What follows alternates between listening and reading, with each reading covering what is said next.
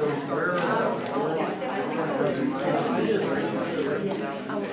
going to hand you mine. I prefer that you stand near the musician. I don't want the separation here. Whether you stand right up here. Yes, I actually that back is performing.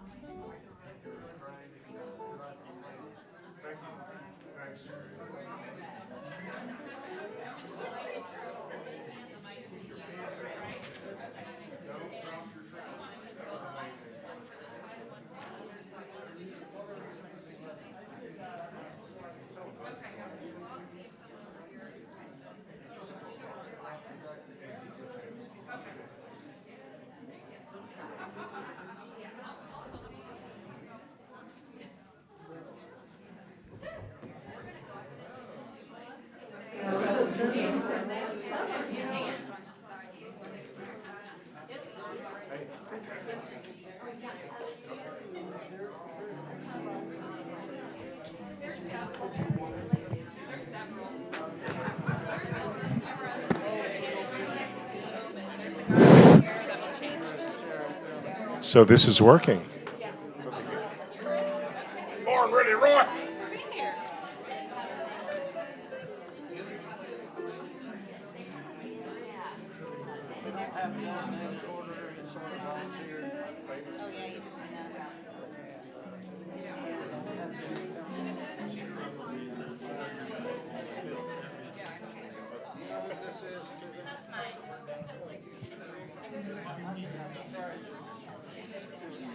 Oh my God.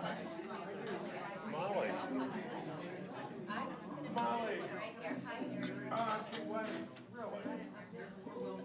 You're good. Oh, you're good. You're real good. Good.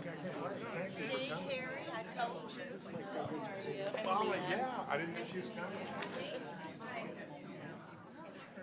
Wow. It's going to be a good day. Good day.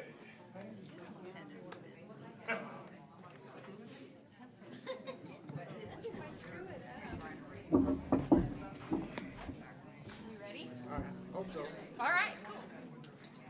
Hey, everybody. We're going to go ahead and get started.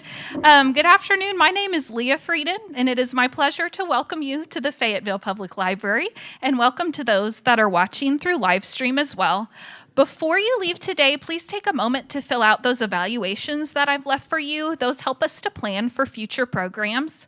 And speaking of future programs, if you are interested in publishing your work, I hope you will join us for Publishing Pathways on Saturday, August 29th, and there's some information in a full August calendar on the back table. We have so many wonderful poets and musicians here today, and I'm going to introduce you to the poet and musician who organized this event, Gerry Sloan. Gerry Sloan retired from the music department at the University of Arkansas, where he started the Jazz Ensemble, the Latin Ensemble, and taught jazz history for over 30 years. Please join me in welcoming him, plus our wonderful poets and musicians. Thank you.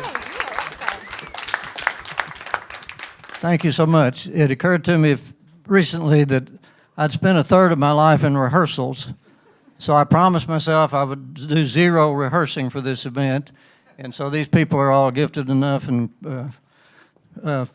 flexible enough that we're sort of improvising on the fly, and if you know anything about jazz, you know that the least you need to know about jazz is that it's improvisational and has swing feel. And if you don't know what swing feel is, I think Louis Armstrong was asked to define swing at one time. He said, "Ma'am, if you have to ask, you'll never know." So I hope we swing a little bit today, and there will be quite a bit of improvisation. So I hope you're patient with that. And I absolutely trust these people to pull it all together and make it worth your while. So I do have some journals and some books here about jazz poetry. It's not jazz and poetry.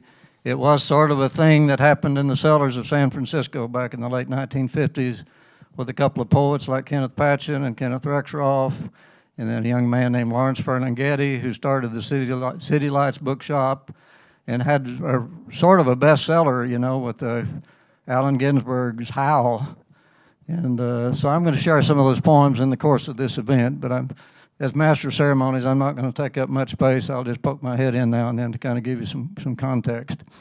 So without further ado, I thought somebody suggested doing alphabetical order for this, and that felt too much like kindergarten to me.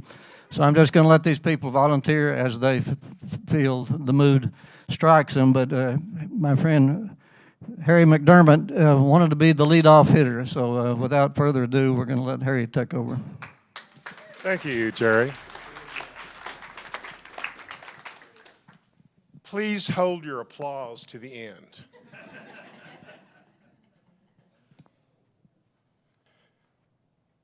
Growing up a Christian, I was disgusted with myself.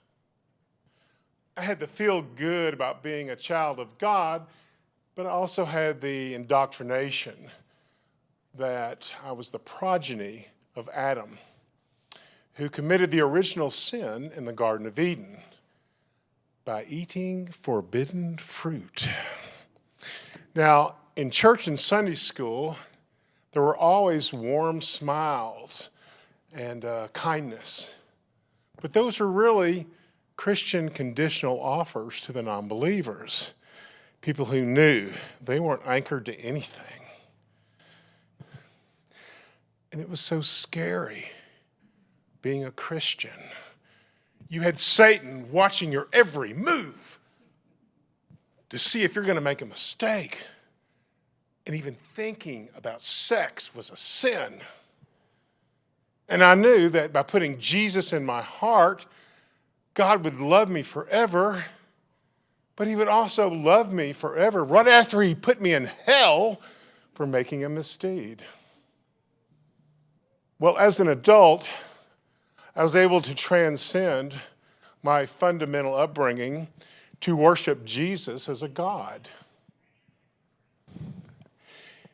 Jesus never wanted to be worshiped.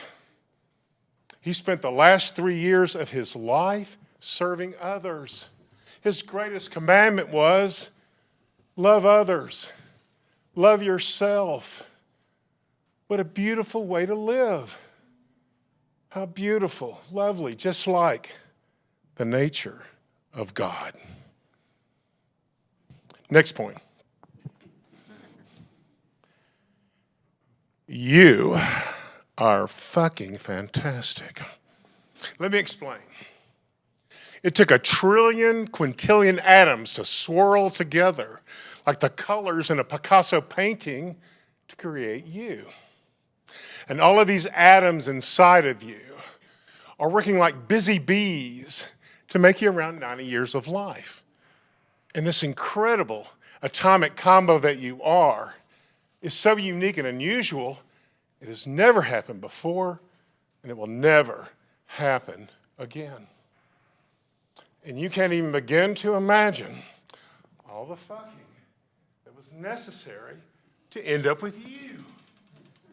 Your ancestors who used to live in the water, and then on the land, and then in trees, and then out of trees, were so intelligent and so adaptable, they were able to survive a planet that excels in wiping out life species and survive long enough to meet just the right person and fuck them. And that happened over and over again for 5 million years. Just think about all the caveman grunting and groaning, or the ooh la la Renaissance tryst, all ending with your parents' lovemaking, which enabled you to be born in the one wondrous solar system that sustains life as we know it, with access to the internet, which enables you to hobnob with the world population and its combined knowledge. And you do not have to worry about death. Dr. Werner von Braun declared scientifically that since life does not know extinction, there must be life after death. And all of those, if you've seen a ghost, know this to be true. Now, Jesus, Muhammad, the Buddha, and all the Hindu spiritual greats have all told us that once we die, we become one with the ultimate reality. Now, if you don't believe me when I tell you that you're fucking fantastic, go check it out for yourself. On the next starry night, stare up at the stars that are burning holes in the sky. And if you'll do this long enough, the epiphany of your divinity will be the envy of us all. No. One more. When you finally wake up and realize you're living among the living dead, don't panic. While these zombies all around you are deadly dangerous, they are slow-moving and slow-witted. They can never compare a snowy day to a bowl of vanilla ice cream. Or look up at the stars and imagine them as tiny light holes their thoughts are soaring into. And you can even walk among these damn things if you're careful to keep the comments flashing inside of you a secret. I suggest the slow sway of an old dead poet looking forever for life's lost haiku. And if the epiphany that it's constantly raining love outside washes away your hate, you have to pretend not to notice, even if it causes all of your comments to suddenly burst into falling flowers. Now for me, I'm going to go out and stand underneath the next full moon like it's the headlamp of a motorcycle being driven by an angel-looking sassy in leather and jack boots. And I'm going to hold out my thumb real far, like I'm the kind of person who can ride out the rest of their life past dead churches, banks, doomed children, and other icons of the living dead. Thank you so much.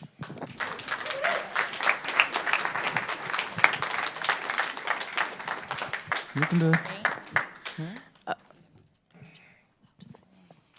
I intended to do a brief tutorial for my performers here. If you use a handheld mic, try to keep it the same distance from your mouth. And if, in the interest of stage presence, if you bob your head a lot, please bob the mic with you, because if it gets more than 3 inches away, the people in the back are not going to hear you. Thank you, Harry. Denise, why don't you do it? This is Denise England, dear friend.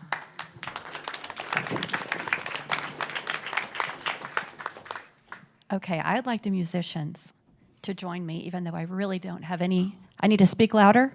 Okay, I really don't know how to direct, but I'm going to read a Robert Frost to begin. So, something natural. Think of leaves, golden leaves. This is called Nothing Gold Can Stay, and this is a poem that was sort of my first grown-up poem that I encountered in the 8th grade when I read The Outsiders by S.E. Hinton. And this poem is in there, and I loved it so much. Nothing Gold Can Stay by Robert Frost. Nature's first green is gold, her hardest hue to hold.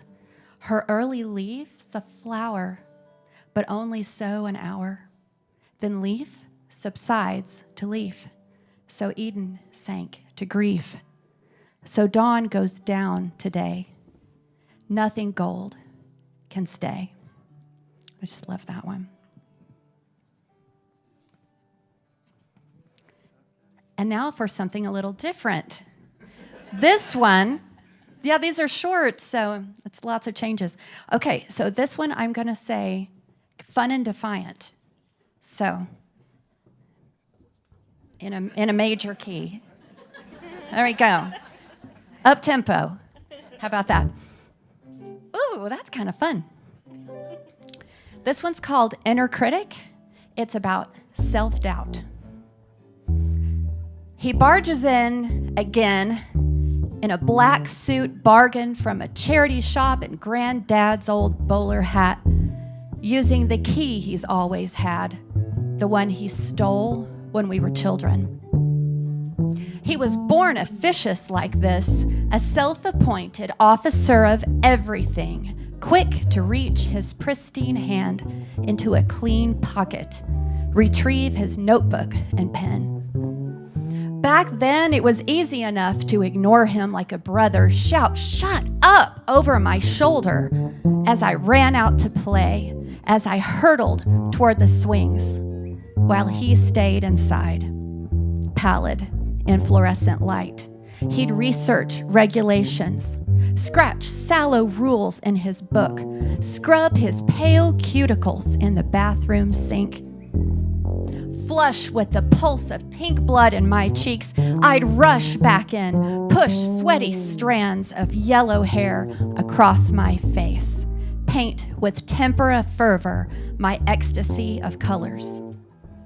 And now, here he stands, pen poised to list my sins, lips pursed to tell me again I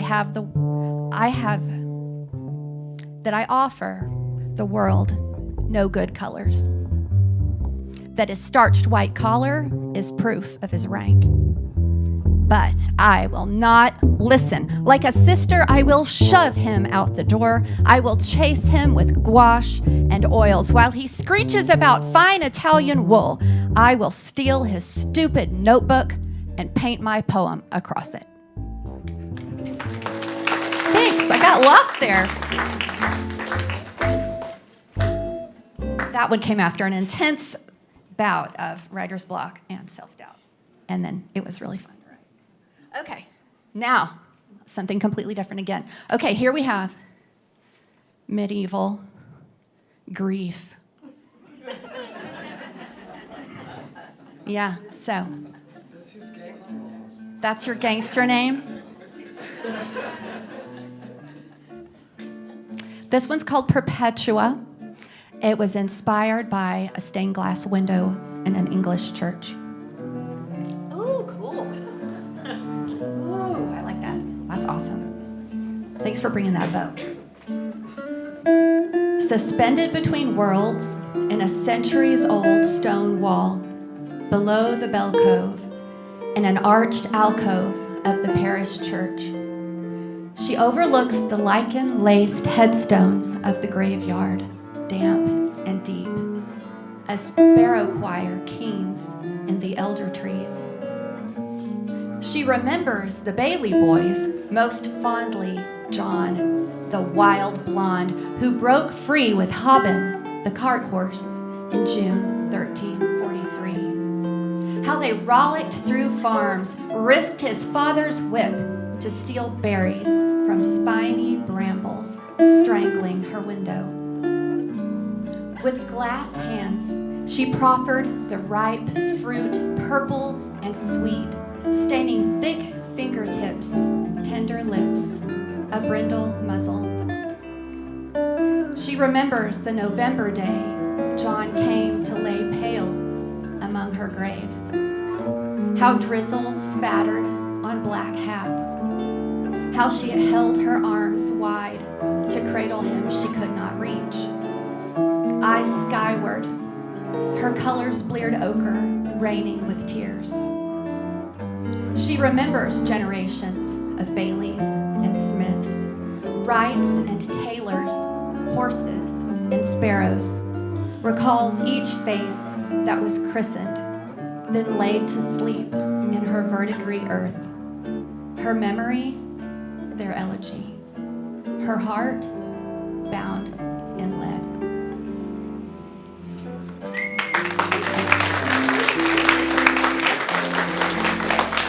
Okay, this one's still kind of old, but we're going to change it a bit. So this one is a Gothic romp. So, what, minor key, but fun. And it has a refrain. It's a dulcimer. Did you bring a dulcimer? I do. Okay, he's got a dulcimer. We're in luck. This one is inspired by Kubla Khan, by Samuel Taylor Coleridge, and a wonderful romantic poet named Mary Robinson, who wrote just a bunch of great things, but this one's inspired by the two of them. It's called The Poetess. A damsel with a dulcimer in a vision once I saw. It was an Abyssinian maid, and on her dulcimer she played. Samuel Taylor Coleridge wrote that. Wrapped in Xanadu's enchanted incense, her spirit slips through flesh and stone into a sunny pleasure dome, lush with caverns carved in ice, whose diamond river streams into a polar sea. Reposing in a poet's torpor, she pulses with a trance's cadence, and on a dulcimer she plays. In exquisite frenzy rolling, her eye beholds a revelation, a spectral castle enfolded in a moonlit forest. Ooh, spooky. Its iron gates groan slowly open for chanting monks who bear a livid corpse over the threshold of an ivy-strangled chapel, and the dulcimer plays on. And in this hex of poetry, her spirit leaps across the border, bemoaning a lost demon lover who sailed to war 4 centuries over, and now her phantom heart falls cold upon an empty altar, and the dulcimer plays on. A grizzled hand grasps her shoulder. Her sailor dead appears reborn. With wasting lips, he smiles and greets his mistress with a fiendish kiss. Then, bitten by a mystic horn, they stand upon a tossing ship whose ragged sails blow madly in the calm, and the dulcimer plays on. Poetess, your dulcet songs, long vexing poets scribbling in their mythic garrets, reverberate through centuries to pluck a heartstring deep in me. Let your dulcimer play on.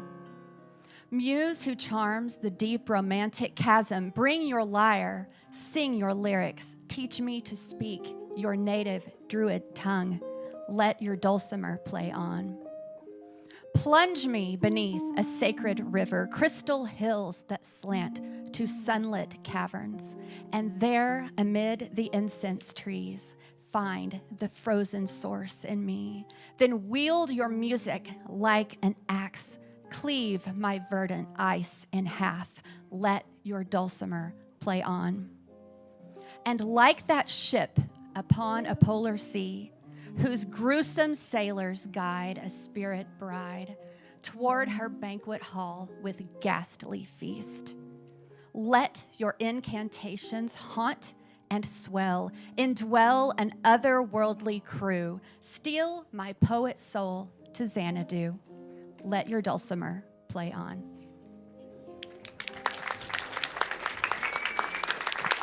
Thank you. Michael, you want to do your thing? This is my friend Mike Hoerman. Hello, everyone. I'm going to start. I'm going to have to put this stuff down somewhere. Oh, right here. All right. I want to read a series of dreams, or a dream series by Frank Stanford from his poem, The Singing Knives. Raw, slightly upbeat, sort of surreal beats to accompany this. I dreamed I stepped over a log and there was fire in my foot. I dreamed I saw a turkey and 2 wildcats jumped on me at the same time. I dreamed Jimmy was pouring ice water over my head at noon. I dreamed I heard somebody singing in the outhouse. I dreamed the mad dog bit the gypsy and they tied him to a tree. I dreamed I was buried in the Indian mound and Moon Lake rose up. I dreamed my father was wading the river of death with his heart in his hand. I dreamed Jimmy rode out the front door with a hawk on his shoulder, and I was in the bow, kneeling down. I dreamed the black snake rode the guitar down the river. I dreamed the clouds went by, the moon like dead fish. I dreamed I was dragging a cotton sack with a dead man in it. I dreamed the fish bandits stole the hogs off my lines, and one of them was a hunchback. I dreamed the night was a horse with its eyes shut. I dreamed I had to fight the good man with the bad arm, and he had the dynamite. I dreamed I trailed a buck from Panther Break to Panther Burn. I dreamed the Chickasaw slit his throat in the pawpaw. I dreamed that rising sun was smoke and blood you could pick up and throw. I dreamed the Chinaman's peg leg. I dreamed I was fishing in heaven with Shonuff, and Jesus cleaned the fish. I dreamed a man flies wouldn't bite. I dreamed I was riding through Leland in a dragline bucket. I dreamed we got the bootlegger's truck out of the mud. I dreamed the levee broke. I dreamed the gypsy was laughing under the water and the minnows were swimming through his eyes. I dreamed I reached down in Moon Lake and untied his arms, and one hand floated up the way it did when he threw those knives.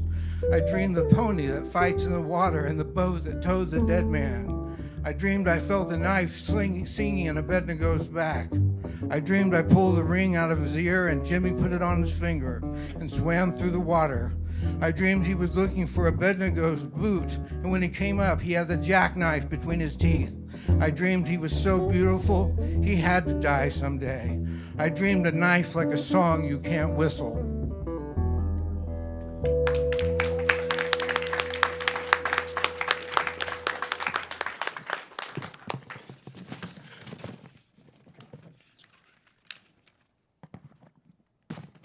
Super fun, thank you. All right, this one is, I'm going to attempt to sing a little bit. You can accompany me on that. I'm not a singer, that's not why I'm doing it. The melody just came to me, and so I want to do it. And then it has a refrain. You'll catch on. So this bit is called Ridge Runner. My blood is a ridge runner, flowing down, making a family tree, hot with sin and cool with impurity, just as crazy as dreaming, naked and holy love making. And now a shift. My blood is a ridge runner, flowing timeless love, dreams passed like heirlooms, prayers for unborn generations, protecting the sacred arteries that pump your own blood, preserving the innocence of the child you made out of things given to you, water, land, blood, body. My blood is a ridge runner, flowing down, making a family tree. This river that's in your veins, child, it flowed from your mother and me. You're everything we were dreaming with naked and holy lovemaking. Fighting for what's yours, fighting for what's real, reaching up to God, asking God to help you fight with power, raw power, thunder power. The power you feel, the power of a river, humidity on the floodplain, a ripe field of wheat, a dusty dirt road, snakes swimming in the slough, a looming storm, taste the ozone, crackles of lightning, rumbles of thunder, raw locomotive power, flowing, swirling, rising, shaking power. Will the levee hold power? Smell the wheat in the air power? Will the farmer get his prayer power to fight nature with the rare power? Will he have the faith power to keep his family safe power? To keep the levee strong power, to fight the ones with wrong power, to teach us the good power, to make it understood power, that he's back to back with God's power. My blood is a ridge runner, flowing down, making a family tree. It flowed from my greats to my grands to my mother and father and me. I'm everything they were dreaming, with naked and holy lovemaking.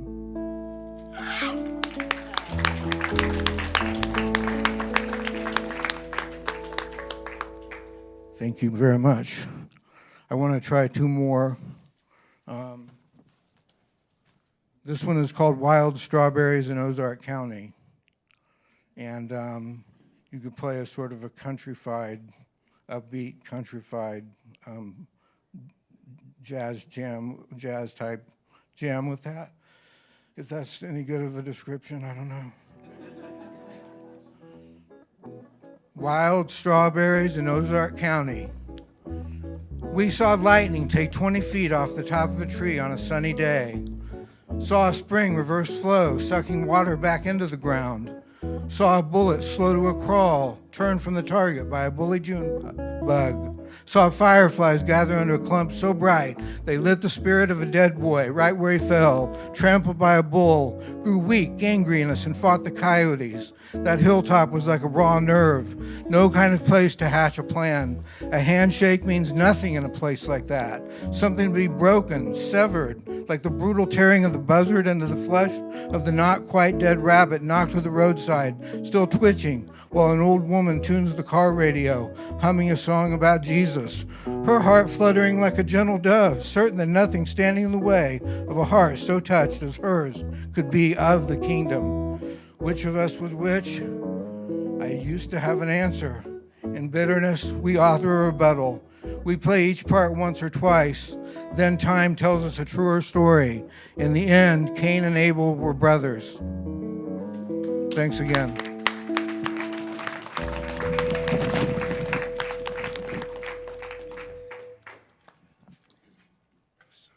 Who's next? Sure. Thank you, Mike. A reminder to the poets about the 3-inch rule. If the mic gets over here, the audience won't hear you. So no matter what you do with your head, be sure the microphone, I know you got to turn pages and whatnot, but the 3-inch rule, that's kind of idiot's law for anybody that ever has to use a microphone. Not just poets. So, Leah, you feel like it? This is Leah Juliet. Yep. I discovered her at an open mic recently and was blown away. Thank you. Can I use a mic stand too? Sure. Thank you. I'm really loud, so get ready. And that is a threat. Oh, okay, mic stand. Okay, hi, my name is Leah. I am a poet and an advocate and an organizer. My work specifically acts at the intersections of LGBTQ plus futures, digital safety, thank you so much, survivor justice, and tech accountability. So those are some of the themes of my poems. I'm going to start, though, with a love poem. Oh, I'm not going to use this. It's fine. I'm just going to read it off. I'm going to start with a love poem. I'd love to use the music with it. I moved to Fayetteville like 10 months ago from Connecticut to live with the love of my life, who's now my fiance, and their name is also Leah, and so this is a poem for them. It is low-key, sad, but loving. I don't know. Okay. Hope that helps. This is called Love Poem from a Sad Poet. Do not ask me to write love poems. Grief is all I can stomach. I am a walking bone bag wrapped in intergenerational familial trauma, and you expect me to use a pen gently. Do not ask me to make my love gentle. If you do, I will tell you the moment I first met the Atlantic eyes of my lover outside that bar in Brooklyn. They made me a meteor shower. I still am one.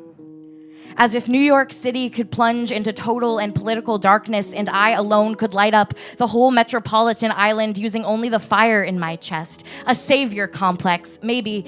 I've felt fire in my belly for so long. I have always run from the burning, so as if to run from myself, but with my love, For the first time, my knees don't ache at the thought of a future. I am not committed to a young life obituary. I don't evaporate into algorithms and wedding announcements on Facebook from folks in my high school yearbook like I used to. I see us in them, in joy, in marriage proposals, in future forward reasoning, and I don't have words for joy yet. You see, I've been writing about my own death longer than I've ever wanted to be alive. I only know how to string together truly sad shit like it's my job, and sometimes it is. But now, when my fingers grow numb from the stringing, it's paper chains I've made to decorate our home. Your favorite color construction paper like the scallions you've grown in our backyard. You, in my red Corvette crop top, using a soup ladle to propagate our garden so we can have a beautiful summer. I look at you and I am amazed that I could have ever wanted to leave this life before I was alive to see it. Ask me to write a love poem and let me tell you how my chest cracked open the day I left my love at the airport terminal in Bentonville. My body aching for a touch I had to leave behind, hands gripping tear-stained plane tickets, stomach on the floor of my own body. Let me tell you all the times I've drowned in my own nightmares. Let me tell you how my love soothes me back to sleep. Let me tell you how they're never too deep in slumber to hear me call for them. Let me tell you that I've never before felt heard. My love, the hospice social worker, the propagator, the ferryman, transporting sick souls to a peaceful and dignified death. There are days when my love is the last human touch between here and forever. With heaven in their hands, they carry the ghosts. They cross the river. They return to our bed. I don't know how to write a love poem yet. I have anthems in my chest stored for you. Algorithms in my body transcribed with your name, awaiting language, awaiting my brain to catch up. I am an old text that never got to be dictionary, stunned, glowing in the presence of my love, unaware that words could whisper me to sleep when I've spent so many nights sleepwalking. I don't know how to write a love poem. I have only known devastation, to be torn apart. I have let bad men rip me in half in search for the soul inside, but here, as steady as the summer in Arkansas, I trust you to hold me, hollowed out, as I scream into the wet air on our back porch, to the dirt and to the dust and to the decay that one day we will become and that I wanted to become for so long. For now, let me treasure this blessed soul, this angel with my first name. Let the fire in my belly soothe their cold feet. Let the pain I have carried build a nest to nestle them through theirs. Because in our bed, with my lover pressed like a honey balm into the inside of my hip, I am not a bone bag. I am not an incurable condition. I am more than the aftermath of what this world has made me. I am not immune to joy. I just don't have words for it yet. Thanks. Thank you. Is this on? Okay, you could hear me. Okay, cool. Thank you. The next poem that I'm gonna do, I wasn't sure what poems to do here because I was like, oh my God, my poems are sometimes really intense. But I feel like after hearing some of the other ones that were in a space where we can hold hard things. So this is a poem that I wrote when I was 19, and it is about my experience being a survivor. I'm a survivor of child sexual abuse material shared on Facebook, and my advocacy now advocates for stronger laws that will hold perpetrators and predators accountable and make the internet safer for young people. So this is a poem that I wrote that kind of was the catalyst to that work. I won't use music with it. It's just a loud, yelly poem, but I hope you enjoy it, and trigger warning, content warnings for sexual violence. To the boy who posted my naked pictures online, thank you for showing me that trauma need not live on your bones but can hide on the cloud and still burn the same. For turning my organs into strands of telephone wire, eyes, catalogs of coffins to move in, mouth, damaged hard drive. I began to think of suicide like the light switch in my chronic depression, close enough to reach if I could just get out of bed. We were texting once. You told me that I looked like a starry night. Your body was painted by Vincent van Gogh. Please show me a glimpse of your private art show. I said no. You begged for over a year, exhausted under the light of my phone screen and under the weight of your raunchy request. I undressed, picked up my paintbrush, and with shaky hands told you I've never shown something so pure. So you said with allure, I'm sure it will be a masterpiece. I sent you still frame screenshots of my shallow stomach, the pale lumps of fat of my breasts, my face sitting fearful in every photograph. Told you to lock them in your personal gallery, plant them like seeds in your bone-dry garden so as they could not grow higher than I could see them, but somehow the seeds sprouted all over town. Teenage boys would bend down, cut my flowers with sharp scissors, and keep them in their jean pockets. That morning, I grew glass menagerie limbs and smashed them on every sharp surface so as to make myself disintegrate. But my fragile 14-year-old flesh will forever flourish on Firefox or Google Chrome, sprouting like weeds from my non-consenting clitoris.com. My pixelated pink parts forever stretching into sensual screensavers for oversexed teenage boys who sold my body like a trading card you can't buy back. The girls in this town call it revenge porn. As if to live in this body could warrant revenge. I was 14 and trusted my art in the hands of a thief, but Van Gogh gave his paintings away for free just so someone would see him, but non-consensual visibility still leaves me unseen. I'm left mourning a body that is stolen from me, but when the boy who posted my naked pictures online locked me in an iCloud of shame, he forgot to lock my voice, my real, bare art. I swear to God, I have never been as free as I am right now. When Picasso's paintings were stolen from a Florida gallery, they were recovered. I will recover. My breasts hang lower now. I walk much slower now. My waist is bigger now. I speak with vigor now. I have no gender now. Naked surrender. Now I am free.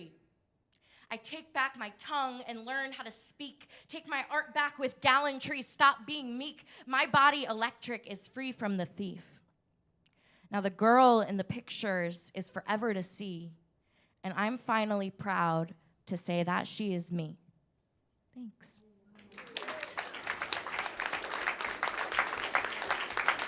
Thank you. Thank you. That poem is called The Artist, and it's in my book, which is called Naked in Public, which is about that experience. I'm going to read one more poem from it and then do one more quick spoken word poem, and then I'll be done, I promise. You can get my book anywhere, or you can just ask me. And it's mainly like spoken word. I do spoken word like I just did, and I find that sometimes reading spoken word in a book doesn't give you the same effect, but yeah, I hope you still enjoy it. This is called Saint Slut. And on the fourth day, when God created the slut, he did so in his mother's image, wrapped her in white, thigh-high exposed, small lips, suggestive smirk, a tempting poison wrapped in fresh alive, dripping wet in spite of a dry mouth. And when he created the slut, caressed her in his heavenly hands, this is the last time he'd touch her clean. She is always dirty now. In his grief, pressed a knife in her palm, a wreath of burning lilies. The first sign of her boiling body is the smell of smoke and violence. The year that Monica Lewinsky was gutted in public was the year that I was born. We both knew too young the feeling of being carved alive, canonized at the feet of men, gagged, made an example, put to death by our own salacious image, no expectation of resurrection, left to die in public and expected to forgive our killer. That's what saints do. That's what women do. Born to absolve the sins of men until they choke us with them. Until they spread our legs with scandals and take their turns trying us on, rewriting our gospels in their name, tabloids to tell how they slept in the bed of a martyr. We weren't as good as the rumors said we'd be, a waste of a heavenly body, a waste of human life. We're too akin to garbage, too moth-eaten to marry, no good holy. They made us secular beasts, born bleeding in the name of God, only knowing sharp pain now. I gave up on God the year the men in my town painted me hungry and decided themselves fitted to kill me. Call me Genesis. Disrobed my teenage body and dressed me in the image of God, scalped and tortured without my knowledge or consent, a ring of thieves to pass me like a Sunday host. Let me sit on their tongues and dissolve. It is holy to worship a saint, even in the basement of a burning church. Hallelujah. I am no longer withheld suffering. By this body, I deny the men who were blessed, tempted to eat me alive and brand their names in my throat. Rape me, shame me, leave me a jilted prayer. I reject the testament, which claims I was only born to be feasted on. I refuse to romanticize forgiveness. I refuse to romanticize the people who killed me. I will not absolve their abuse at the hands of potential to return. I will not allow loneliness to keep me begging at the front door of someday, as if to say someday the people who handed me grief and expected me gracious will make their righteous return to once again bulldoze my body and leave me with pins in my mouth. I am not an acquittal to fill the holes of lonely boys. I am not an example. I am not a graveyard for broken men. I am not gone. I am not gone. Hallelujah. I am breaking the chain, removing the knife, burying the lilies in the garden out back. The scars in these hands are holier than all of the men in this town, more cracked than the chapel where we first met, where you told me I made you believe in God again. And on the fourth day, when God created the slut, he made sure that she would stay tethered, both by shame and memory, rage and terror. She cannot leave what lives inside of her, who she really is when she's alone with God, when she's alone with herself. She cannot forgive what does not belong to her. She cannot let go of what only belongs to her. She cannot live with a burdened chest. Amen. Amen. I forgive what does not belong to me. I set down this weight. I release who has bound me. You were never mine to carry. I am the God I needed, built only of goodness, honoring only myself, burning no one, hurting no one, bludgeoning the burden, resurrecting the rage, grieving plenty, shouting, holy. I miss you, but I will not return to you. I have more than this. I am more than this. I have one more. And it's about being gay. Can anyone relate? No.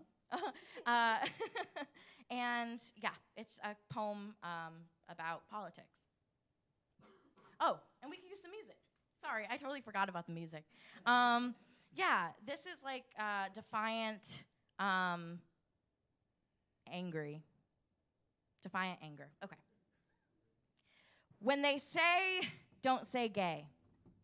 Excuse me.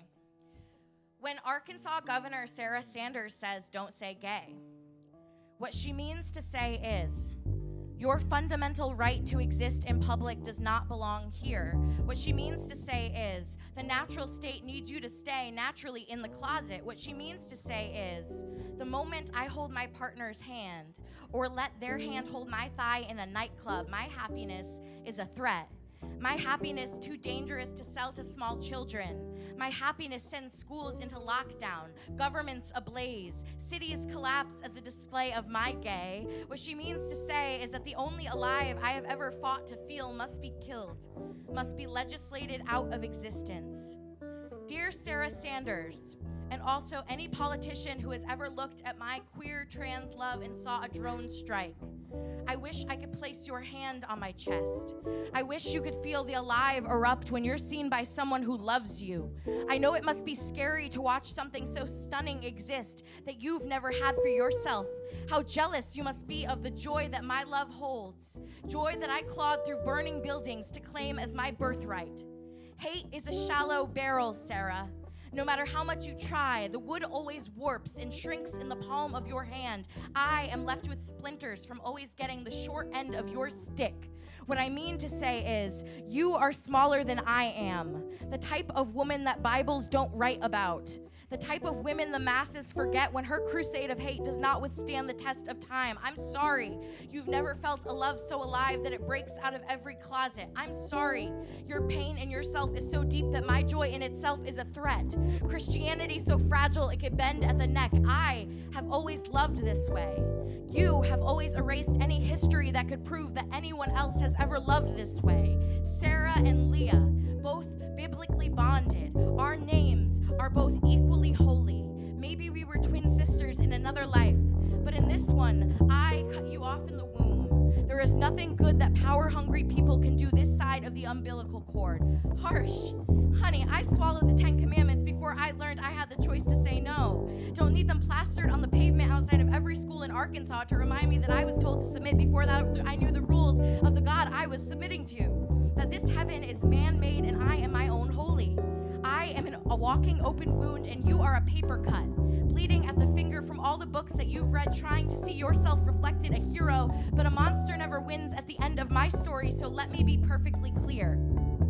Your evil does not make my heart small, does not erase the electric shock in my bones that I get from holding their hand. I really want to understand why someone so faithful would want to destroy such a body of love when love is the only faith that there is. In the Roman Catholic Mass, we turn to our neighbor, whoever they are, genuflect and say, "Peace be with you, and with your spirit." I suspect your spirit has no peace, Sarah. And so long as injustice lingers, I have none either. So I'm going to keep saying gay, going to keep being gay, and know that one day, when your lineage dies, the joy that I've built will teach your grandchildren's children how to love who they are. They deserve it. So Sarah, I guess, you're welcome. Thanks, everyone.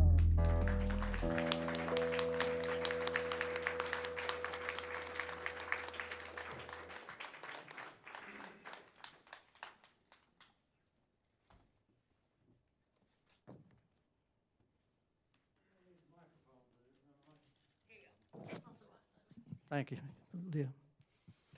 I'm going to intrude at this point. I had a couple of tribute poems. It suggested that each poet have a tribute poem to somebody who influenced them in addition to their original work. Can you hear me, or did I touch something? Okay. So I'm not going to do both of these. One book I did bring for show and tell is this Lawrence Ferlinghetti New Directions book called A Coney Island of the Mind, which was published first in 1958. And this edition says it's the 12th printing. So this seems like a runaway bestseller for me in the poetry genre, you know, if you get beyond Robert Frost. So if you know of any poetry book that's gone into 12 printings, please let me know.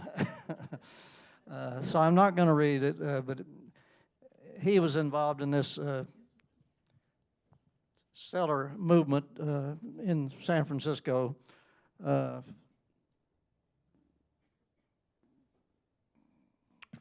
So this is one of 7 poems, and he says these were conceived specifically for jazz accompaniment, and as such should be considered as spontaneously spoken, quote, oral messages, unquote, rather than as poems written for the printed page.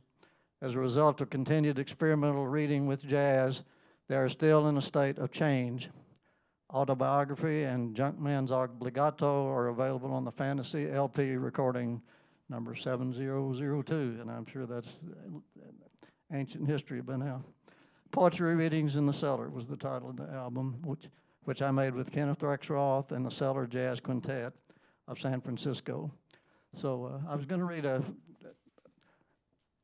passage from an extended poem here, but I'm going to default to a shorter poem by Kenneth Patchen, another person who is involved in these cellar readings, and was published in the City Lights Poets series that Lawrence Ferlinghetti began in San Francisco. Has anybody here ever been to City Lights bookstore?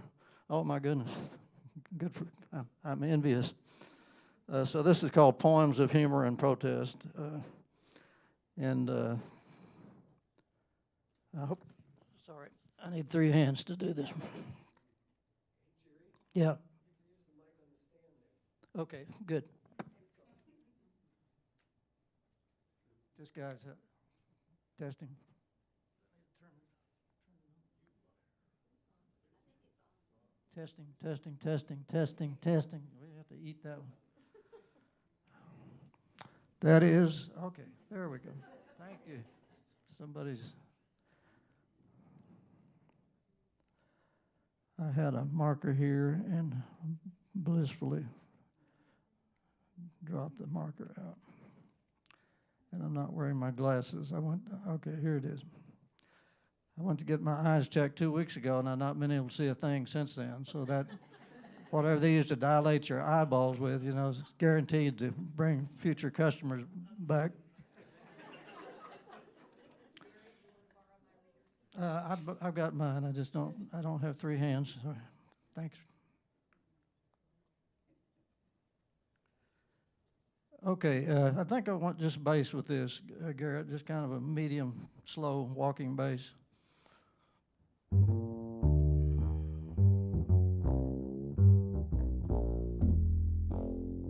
little slower. There you go. That's the groove. The origin of baseball. Someone had been walking in and out of the world without coming to much decision about anything. The sun seems too hot most of the time. There weren't enough birds around, and the hills had a silly look when he got on top of one. The girls in heaven, however, thought nothing of asking to see his watch, like you would want someone to tell a joke. Time, they'd say. What's that mean? Time. Laughing with the edges of their white mouths like a flutter of paper in a madhouse. And he'd stumbled over General Sherman or Elizabeth B. Browning, muttering, "Can't you keep your big wings out of the aisle?" But down again, there'd be millions of people without enough to eat, and men with guns just standing there, shooting each other. So he wanted to throw something, and he picked up a baseball. Thank you.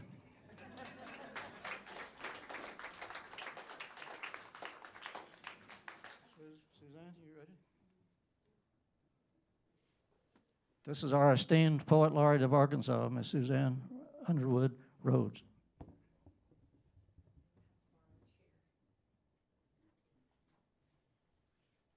So this is Gerry's new book that just came out, Cemetery Plums. I highly recommend it. And Denise just had her book accepted called Gilded Windows. It's lovely. It'll be probably 6 months to a year.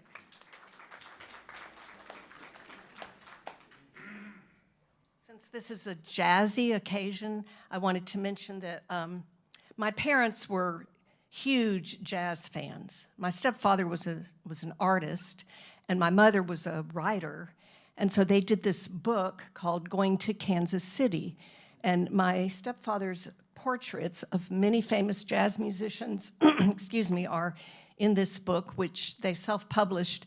It sold out right away, especially in Europe, because Europeans love traditional American jazz. The other thing is, so I got to meet quite a few famous jazz musicians. Ella Fitzgerald, for example, got her autograph, and they would have invite musicians to our home in Arlington, Virginia, and have like jam sessions and parties, and it was so much fun. And one of these musicians was Stuff Smith. Has anybody heard of Stuff Smith? Oh, good. So he was, I think he invented jazz violin, but anyway, so he was a good friend of our family's. And when I was in the 6th grade, I won a National Scholastic Gold Key Award for a few poems. One of those poems is called Miracles. And Stuff Smith took my poem and he put it to music. And then years and years later,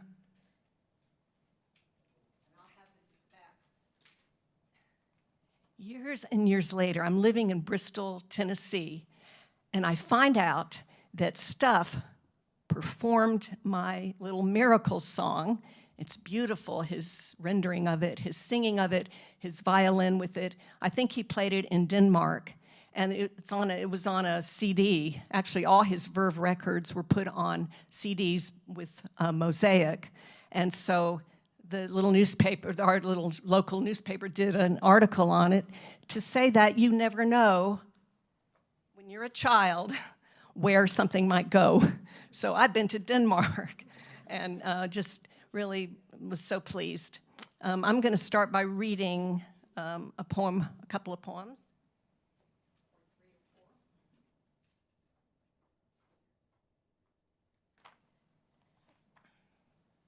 Gerry, I need one of your 3 hands. I think I'll just let you talented musicians pick up to play this one.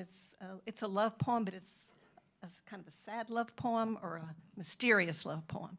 It's called Hungry Foxes, and that's the name of a chapbook of mine as well. The things we leave on the table beside our favorite chairs after the meal is done and the dishes put up. My Lorca, your howl, our scattered change. The words we lose after the sun drops and the crickets have drawn their bows. After the rain moves in, the sad, slow rain leaning toward the sea. The feelings inside that shifted with the day after the morning's almost time. When your hand was new across my skin and we rose like steam in the surging light that leads here and away, a melting dream, a candle spinning itself in the noon of desire until the day bursts in a crimson bloom and seagulls cry over the darkening waters. And you, with a fearless mind, the nesting arms that held me through those several darksome deaths. Oh, love, where are we to be found? As seagrass hides the hungry faces, so night conceals the faces of our change.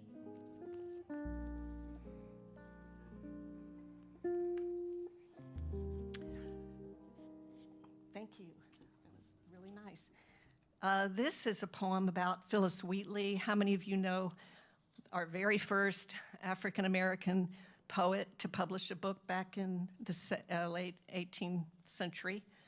And I am really fascinated by the lives of many women from the colonial period, like Anne Bradstreet, Phyllis Wheatley. And so this is called Two Boston Ladies Visit Phyllis Wheatley on Her Deathbed, 1784. Here, Mistress Sewell, take my arm and come close. See how low she lies, beyond reach of fame or friend. Oh, never mind the mice. Let us honor pure genius. It's she who acclaimed our town with her vaulted rhymes and bannered the great names. She, the sable darling, the church's pride, and yet, looking across oceans, knowing the contradictions, she wrote other poems. Yes, contradictions. As a slave, she soared on her charmed quill, petted by the mistress who immersed her in books, praised by a countess and the good Mr. Franklin. Yet in freedom, she was slave to floors and chamber pots. And where, you ask, might her husband be? He who wore the lace cravat and owned fine books sinks in a debtor's jail. Perhaps too clever in the eyes of our race, he is. No, she can't hear us. Alone, apart, African in soul, she dreams, I think, of a land not cold as this. Thank you. If you could play a little mysterious music again. I like mystery. John Keats said, you know what negative capability is. Some of you poets probably do. So John Keats, the romantic poet, said that we should live in mystery and we should not bother with irritating facts. And so this is called Out of Place. The dark was darker than back east, steeped in trees and stone, not thin as nights blown off the ocean. This dark swallowed even the road I strained to see. The headlights did what they could to map the unknown, but didn't spot the coyote in time. Only his partner in the other lane who made it back to the woods. The car broke where it struck. The creature's remains knocked all the way back. A nightmare trying to get in or out, I don't know which. I don't know why this wreck of my idea of home.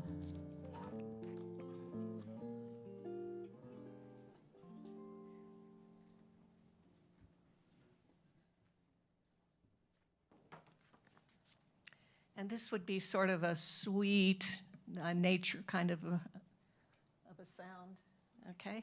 It's called What a Poem Holds.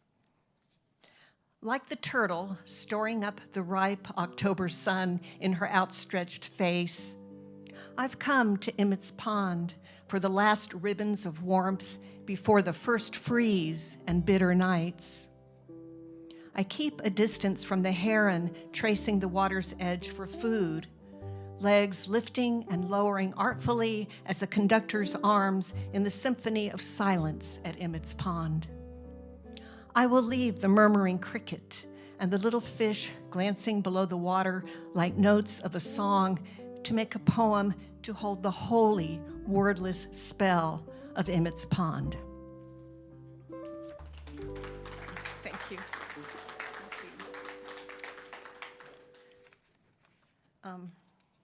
I'm going to read two more. I'm going to read my Keats poem. I've been teaching a romantic poetry class. A few of our fine poet students are here as well, but I love John Keats, and I know Gerry is also very fond of him. Where's Gerry? Oh, Little Gerry. No. John Keats's nickname was Little Keats.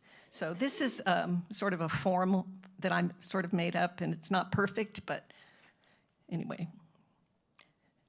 He died, he was 26? Was that right? Sad for little Keats adrift tonight. His urn of ash, his brightest flowers falter. Sad for him who wrote his name in water. Sad he thought his name was only water. St. Agnes' tears are all for him tonight, and fall on bones her God will someday gather.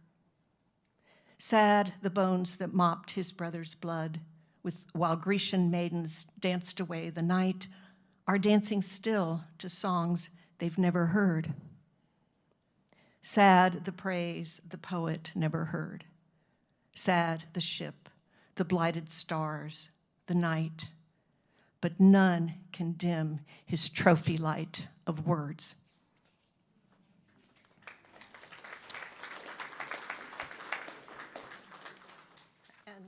For this last poem, where did I put it?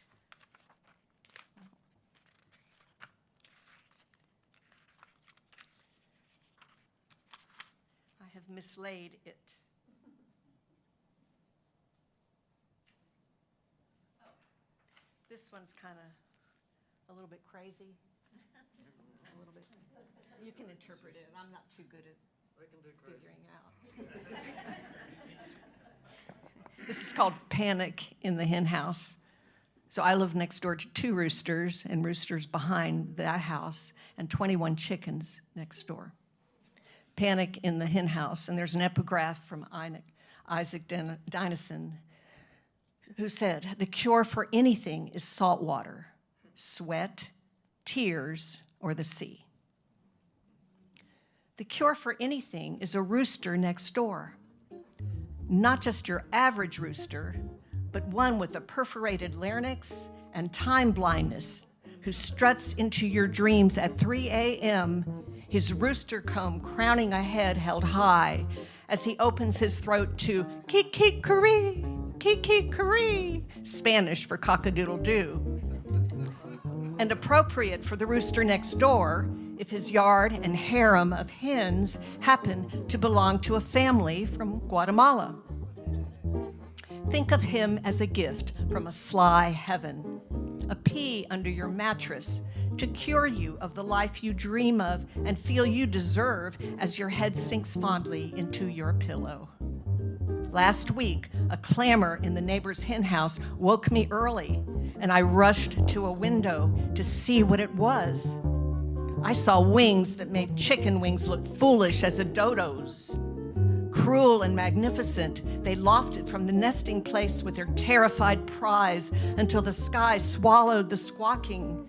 Wings like a dragon's in the story of Jesus, swooping up from fire to seize his shuddering, innocent body. But the joke was on the dragon because Jesus didn't stay dead. The cure for everything is his love crowing us awake. Thank you.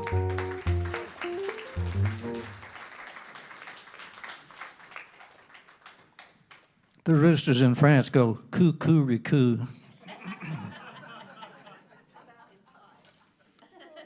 Let's hear it for the musicians. This is Garrett Jones on bass. Garrett and I go back more years than I'd care to remember. He's an adjunct professor in the music department at the UA. And Ben Harris is the executive director of the Symphony of Northwest Arkansas. And amazing guitar player you can hear for free every Wednesday afternoon at 612 Coffee House. Is that correct? 5:30?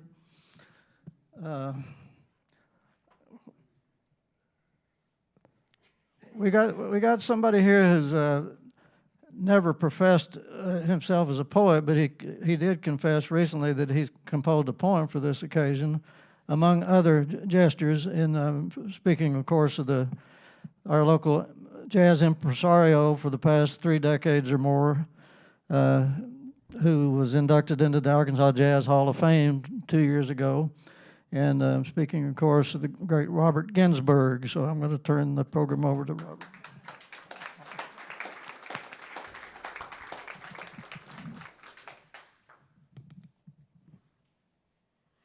It took Gerry Sloan to bring me out of the closet. I'm really no more a poet than I am a musician, but this music has, and poetry has been a big part of my life. I've been writing poetry for a long time. I've never read any of it in public, and I rarely share it, but why not? And thank you. And years ago, Miller Williams told me that there's only 2 topics for poetry, love and death. And I didn't quite understand what he meant. I thought, boy, there's so many things you can write about. But they all, I do believe, fall under those categories. So I think our love of the spoken word and of music have brought us together today, and hopefully there won't be any fatalities.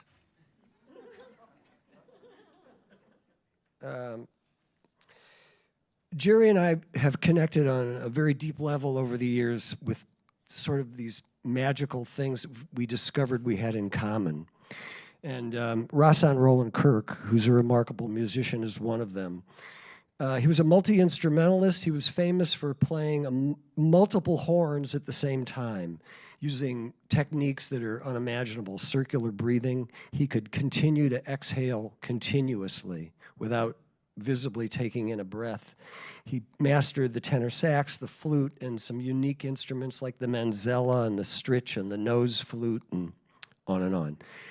I could spend an hour trying to describe to you what it would be like to see Roland Kirk, but if you'll indulge me, I think 1 minute of seeing him would be worth 1,000 words. So if we can roll this.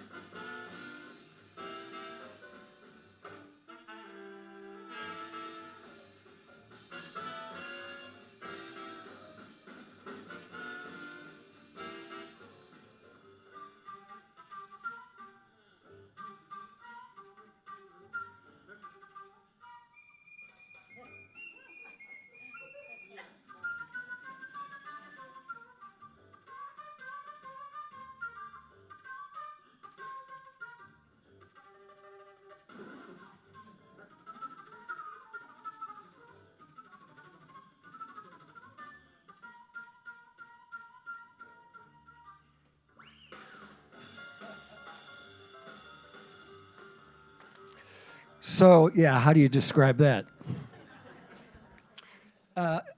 Many poets have been inspired to write poems about Rahsaan, and as I was. I will also mention he was blind at the age of 2 by no fault of his own, a doctor prescribing the wrong medication. So really a remarkable character. And Gerry and I connected when he asked me to be a guest lecturer in his music class. And one of the examples of music that I pointed out to the students was an album called I Talk with the Spirits. And that to me was an album where Rahsaan played nothing but the flute. It's a remarkable album. I think it's one of the greatest jazz albums that's ever been recorded. And after the class, Gerry's eyes were big. He came over to me and said, man, that album was one that moved me so deeply. So, you know, how can you not love somebody who loves the music that you love? Thank you, Gerry. This is a poem I wrote for Rahsaan. It's called ICBM. It has nothing to do with intercontinental ballistic missiles or any scatological references. It's I celebrate black music. Rahsaan Roland Kirk. Oh, I talk with the spirits, yeah? Cool. I'll let you start.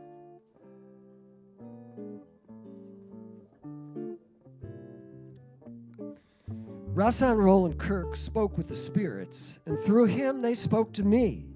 Still a teen, my nascent ears hungrily consumed his flute-tootin', gut-growlin', tongue-tappin' truths.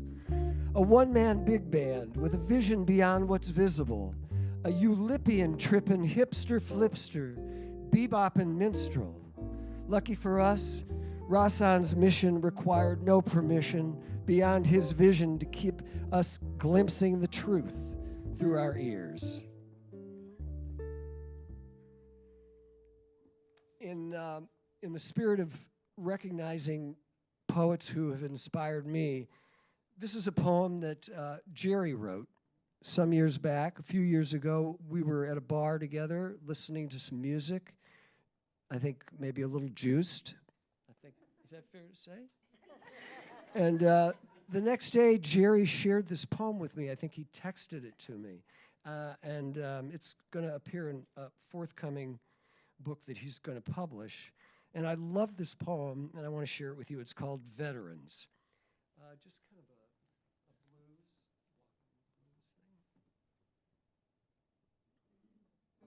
thing. To say that business is slow at the Cork and Keg on Monday would be an understatement. The usual assortment of drunks sending out a ripple of applause as Alicia on tenor sax and Drew on guitar recreate the American songbook. The TV screen and a side room featuring the best years of our lives without the sound. The veterans of 2 world wars returning with various versions of PTSD, though they didn't call it that at the time. I want to ask Kaya, the server, if these are the best years of her life. But I know that would be going a step too far and disappear into my beer like a soldier going AWOL. Soon I will stagger outside and greet the new moon like my oldest girlfriend, finally inviting me to go all the way.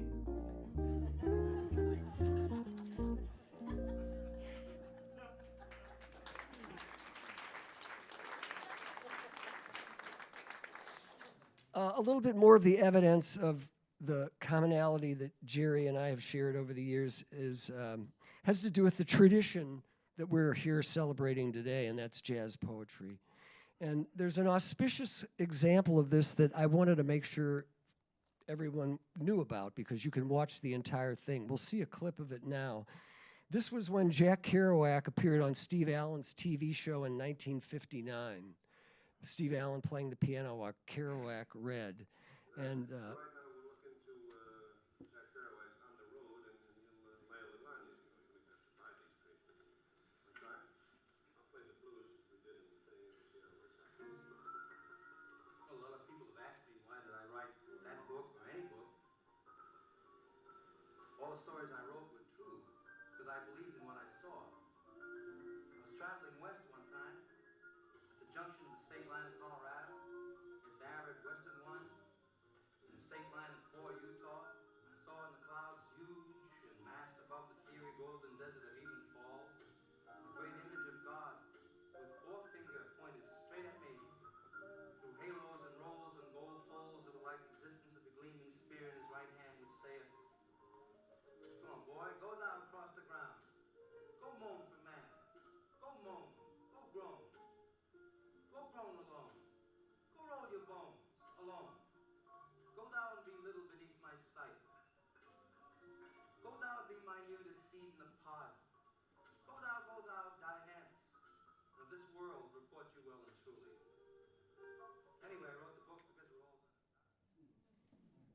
I encourage you all to check that out. The whole thing is available. It's great if you haven't already seen it. This is another poem I wrote about 6 years ago.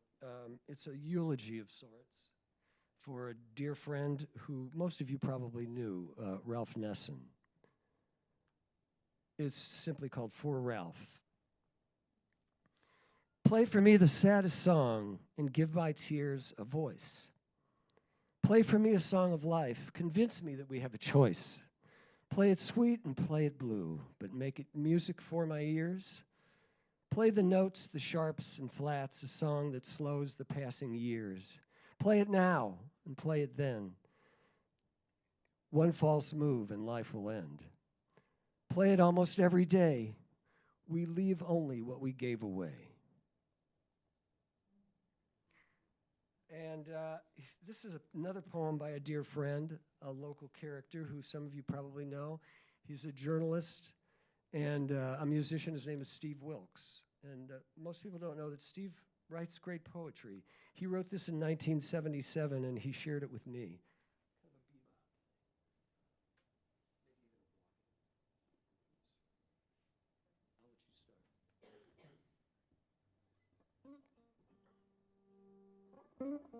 I got to get my tongue around this one. My bebop baby drives me crazy. She can't seem to make up my mind. Scat Town goodies flow through my blood. Spins a go-fast beauty down Rudy Toot Tooty. As the evening gets early and the smoke gets thick, I see you at the early vinyl warning, holding on to grape stem stallers, catching sticky fingers' feelings on a morning in the alley. Now sit down, Susie, and I'll reach right sideways, and you'll wonder why your mother never told you. Listen to the morning and the big green bug. Make the big stick, and it feels so good. Why did the Katy did dad did do?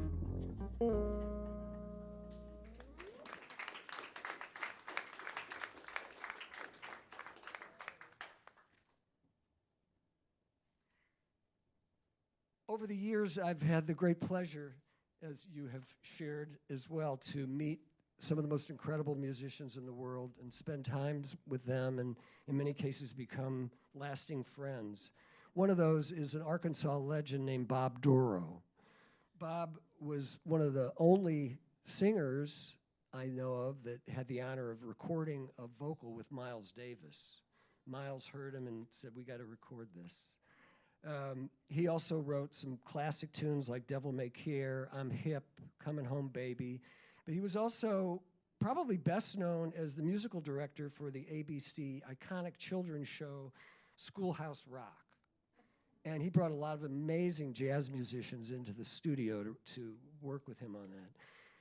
When Bob, I presented him here probably 4 times, and he would always stay at the house, and he would always be up an hour before me with my cat in his lap and a cup of coffee in his hand.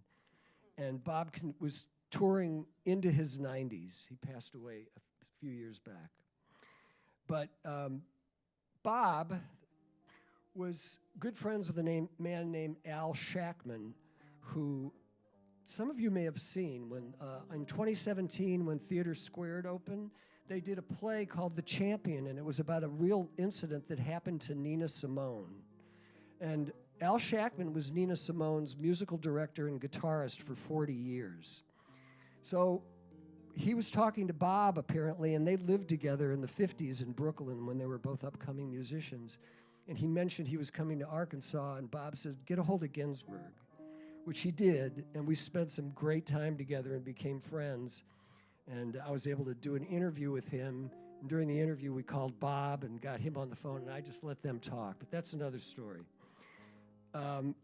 After that incident and that meeting with Shackman, he went back to his cattle ranch in New Mexico, and the next day he sent me this poem that he wrote by Al Shackman. It's called The Thorough Mr. Dorough.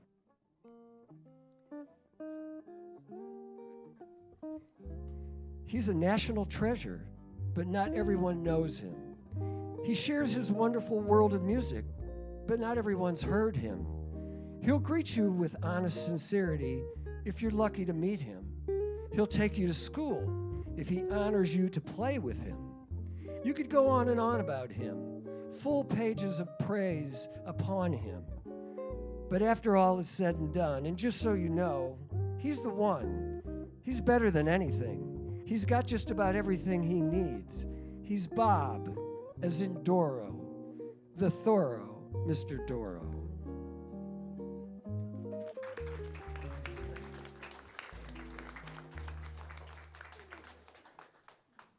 Thank you so much, Robert. This may be a little nerdy, but I wanted to share these books with you. This is kind of show and tell, just so you don't think I pulled this out of the air. There's two anthologies of jazz poetry published by the University of Indiana Press. The editors are Sasha Feinstein and Yusef Komanyaka. And the second set was the follow-up to that. And there's quite a number of poets represented there, including an Arkansas poet who died tragically young named Henry Dumas. There's two of his wonderful poems in here, which if we had all day, I would have performed them for you. But check out Henry Dumas, D-U-M-A-S. And then there's also a literary magazine called Brilliant Corners. I think that was probably a title from who? Thelonious Monk or somebody? Okay, so I picked up 4 copies of that in a used bookstore, and it's also got an amazing selection of poems by many different people. So I didn't just pluck this out of the air, this concept of jazz poetry. And also I took my grandson to see Christopher Nolan's interpretation of the Odyssey this week. And then I heard a scholar on NPR or someplace discussing the fact that in ancient Greece, the Homerian epics were typically performed with musical accompaniment. So poetry with music is not just something that I dreamed up, you know, at the Cork and Keg, you know. So thanks so much to Robert for that context, for where we've been. And I think one of the high points in the intellectual life of Fayetteville in the new millennium was the existence of an organization called Open Mouth Reading Series that was spearheaded by a couple of young women, including someone who's gracing us with her presence this afternoon, Molly Bess, Rector. So Molly.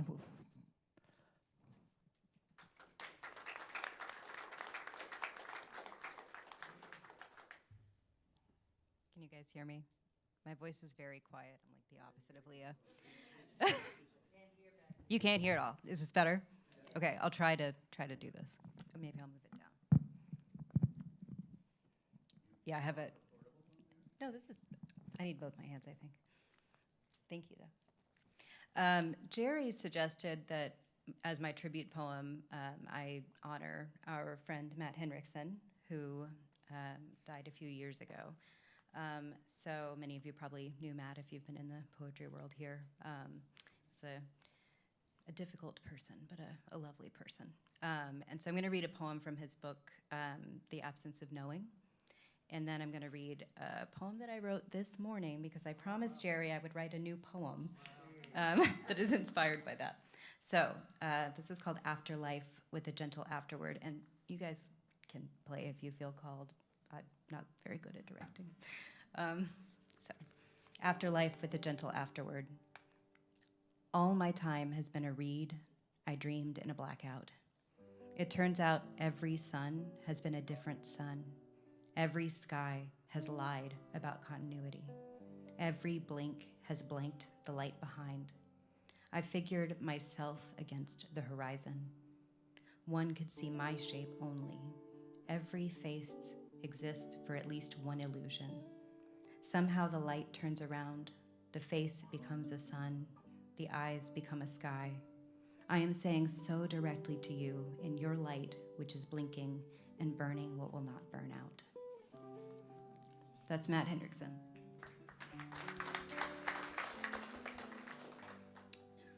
And bear with me because, again, this is new. This is called The Absence of. No one told us the end of the world would take so long. In the movies, everything comes down to seconds, milliseconds.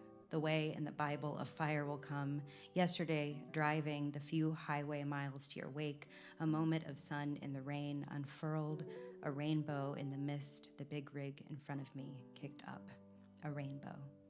And I knew I too was trailing one behind me for the man in the beat up Corsica, falling too close, and he said for the driver behind him, and on, and I thought, just hold this in your mind, remember this. My hand twitched for the phone, thinking to capture it, to share it later with someone. And in that halt of impulse, that split second of not, I saw it, the wreck, a clipped bumper, a nervous twitch of the wheel, maybe. And I wonder, what's the conversion in seconds for rapture in years? Why did no one tell me I would hope and ache and hope again over and over, never not knowing, always not quite knowing that the apocalypse would drag on forever, wiring together prisms and tire screams, color and catastrophe that I would miss so much, so nearly.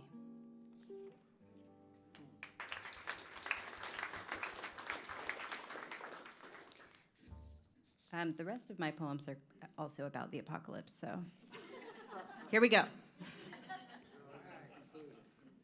A few of them are, I don't know how many of them I'm actually going to read. A couple of them are what's called a cento, which is like a collage form where each line is written by a different poet. So that I didn't originally write any of these lines, I just wove them together. So this one is one of those. It's called Elegy in a Garbage Heap. And I suppose I should be admiring the cadence of bees around garbage cans. Not that I understand things. I'm torn between despair and ignorance. We all come from slime. What will I love if not that? The box of plastic hummingbirds behind you, the fate of lip-stained styrofoam cups tossed into the sea. I want to shake myself, a mere woman, a mere flaccid nerve. Nevertheless, yes, I probably should have said what I meant. No day is right for the apocalypse.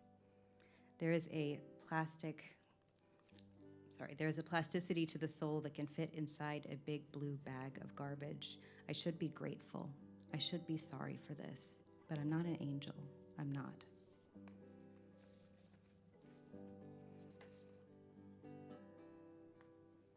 This is not a cento. It's called Cockroach Elegy.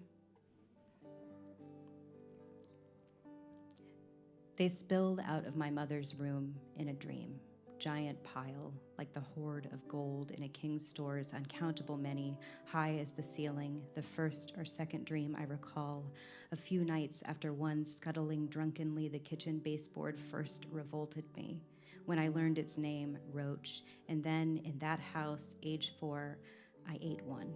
I think I ate one. Thought a piece of chocolate dropped on the floor, can feel still the crunch, taste the unexpected tang, and then they were everywhere, forever, guilty of survival, in the washing machine with the wet, clean clothes, at rest, on a covered switch by a pool, another house, summer evening, a woman named Rebecca touched it, saying, "Do you know what this is?" I knew. I knew them in cereal bags left a little open, in shower drains, between dinner plates not dried, the one scratching in a perfume box I kept for its bright blue perfume called Romance I bought before I kissed a boy, James, who bought me roses, but not a girl, my friend who, when I got sick, being drunk and teen, held my hair. Among the things I didn't know then, what kinds of kisses count, how hidden we are in the walls of ourselves, just running along the wiring, wired to think back on the past and grieve, and now, in this lifetime, to think ahead to the future and grieve. I know that roaches take back their dead.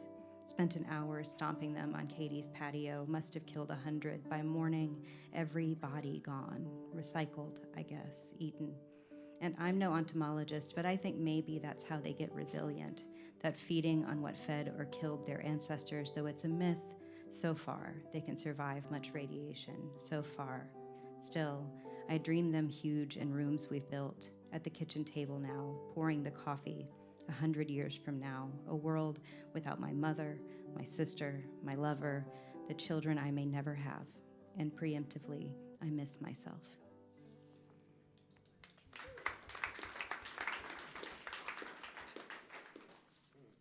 How much time do I have? Just go? Okay. Can I read you 2 more? Yes. Okay, that's all the ones I brought, so that's perfect. The reason I'm stumbling a little is because my printer did this fun thing where it printed every other line. So, okay. This is also a Cinto. It's called On Staying Alive. There will be a time when nothing living moves except the stars, which, like me, thank you for intruding. I love you. What is unseen is eternal. Please feel my arms open, heart clanging and clattering, clattering, clattering, clattering, shivered and crimsoned with an unknown joy, monarchic, imperious, wild, sad, and like every and any man who loves in this world, I'm just human, all too human. Deep in my heart, these things whispering, whispering of joy and the end of joy and the end of all this giving of ourselves. Do not be afraid of your own heart beating. No, that is what I'm trying to say. There is still plenty of time. It is enough. And then this last one is called A Blessing for Survivors of the Anthropocene, and it is also a Cinto. Let our leaders of today go back into the past, down through the great broken heart. Let them flower in each other's arms. Only that which exists can be spoken of. I pray I may be ready with my witness. Come wind, come rain, come winter or the night, fumes that injure the tender landscape. The glaciers relinquish their secrets. That sound is the ice bowing. Lightning may come, straight rains and tiger sky. May one survive that other eyes may drink the green. May ginger and turmeric flourish. May we remember that holiness exists in the ordinary elements of our lives. In long grass, let the stars appear. Let us smell rain. Let the breeze through an oak hymn. O ill-willed dark, give with the sound of rain. Beyond the face of fear, go. Let there be only paradise. Let less happen.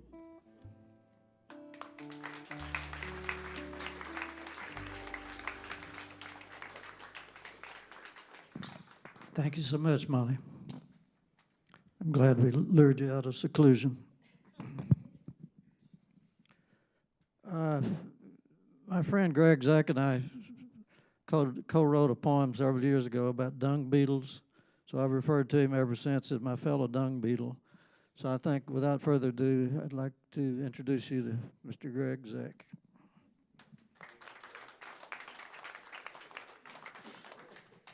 I'll try to use this. It's on, yeah? You hear me? And put this over here. Yeah, I'm Greg Zeck. That's like Gregory Peck with a Z, okay? Last, usually, in any kind of lineup. Oh, you are? Okay, great. I have a homage poem, a tribute poem, as you say, Gerry, to someone who was important to me as a poet, and that's Robert Creeley, who lived from 1926 to 205. I guess he died somewhere in Texas, Odessa, Texas. But I saw him read several times. He was a not too tall guy, but slim. He had a goatee and a patch over one eye. I think he was missing one.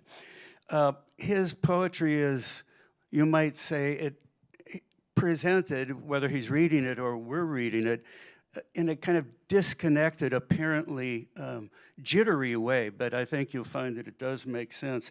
This first one is called, the one by Robert Creeley is called The Whip, and it came out in 1957, Gerry, even before Ferlinghetti's poem that you read, okay. I spent a night turning in bed. My love was a feather, a flat, sleeping thing. She was very white and quiet. And above us on the roof, there was another woman I also loved. Had addressed myself to in a fit. She returned. That encompasses it. But now I was lonely, I yelled, "But what is that?" "Ugh," she said beside me. She put her hand on my back, for which act, I think to say this wrongly, No, I think he's a little modest in estimating there's only one other woman on the roof, but that's just a personal point of view. Let's see. I have one here that came from one of my books, Lost and Found, and it seems a suitable follow-up to that strange love poem. My wife is a great cook, but I think on this occasion commemorated here, we had takeout or take in. It's called Hot Thai Dinner chez Zeck. There's one word here which I might allude to first. Bodhisattva is like a Buddhist person who is trying to, who is avoiding nirvana for the time being in order to enlighten others. So sometimes this bodhisattva is considered a deity. Hot Thai dinner chez Zeck. Kelly comes over and chews some shrooms, holding them in his mouth as long as possible. Like a lover the first time he kisses a woman he's been wanting forever, or a smack of caviar. Holly eats the hot Thai takeout, and fire pours from her head, a petite bronze bodhisattva, exhaling Thai food who wants nothing to do with Thai food. Kelly and I are laughing like two baboons, chewing the shrooms. What do we want with food at a time like this? Jen's dish is way hot too, the way she was when we just met. I could hardly get in the door without whipping it out, and we fell moaning to the floor, while upstairs her parents sat grazing on Bonanza.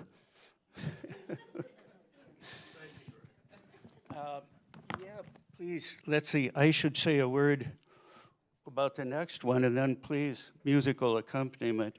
Oh yeah, we talked about veterans, didn't we, U.S. veterans, but this is a found poem. I have a book called Lost and Found, poems that are found all around.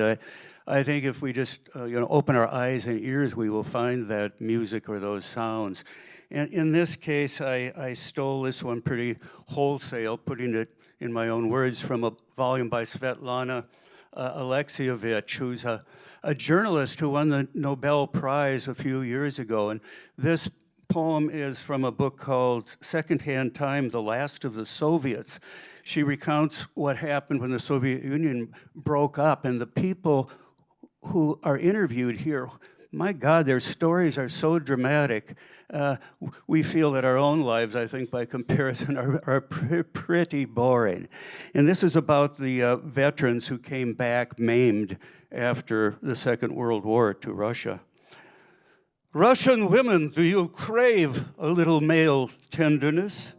We are all yours, heroes of the great patriotic war. Come back with medals, if not arms or legs, no matter.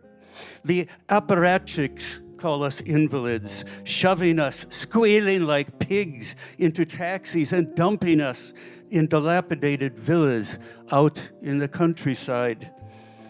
Women, do you crave tenderness? So many million Russian males killed and shot up, splattered by machine guns, blown into bits by mortars, flattened by tanks. Out here, we are gaining weight, cheer, rotundity. All in all, we are looking pretty good, aren't we? Come, ladies, bring your wheelbarrows and baby buggies. Trundle us along the rutted road toward home. Take us in your arms, darlings. Give us a kiss. We are such simple, trusting creatures, men. Take us, please. Take us all. And